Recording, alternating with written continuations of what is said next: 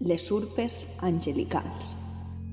Aquesta esgarrifadora història ens va succeir al cementeri d'Aigüesmortes no fa massa temps. Una colla d'amics, la nit d'ànimes, van decidir quedar per fer botelló quan l'últim raig de sol desapareguera i l'oscuritat s'apoderara de tots els carrerons de la necròpolis. El cementeri del poble gelava la sang i tenia monuments funeraris molt antics i diabòlics. Són moltes les terribles històries que les iaies contaven al voltant d'este lloc sagrat, o no tan sagrat.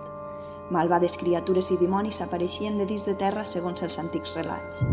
Però 4 trons i un parell d'éssers diabòlics no ens frenarien les ganes de festa. Quan la foscor s'apoderà del dia i el cementeri tancà al públic, valents i despreocupats van botar les tanques i es vam endinsar en la foscor. Vam agafar un vell fanal i ens sentàrem a veure en la zona antiga on hi havia tombes i sepulcres abandonats i buits.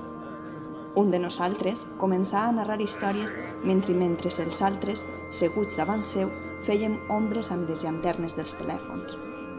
De sobte, un silenci es va instal·lar entre el grup. Els aparells començaren a fallar i les llanternes deixaren de fer llum.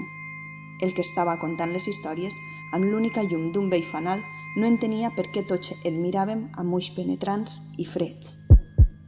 Quan va girar el coll, va notar com el cor li deixava de bategar. La resta d'amics pegàrem a fugir. Una ànima que no havia abandonat la vida terrenal l'havia agafat de la camisa. Ell sols feia que cridar: «Solta'm, per favor, solta'm!»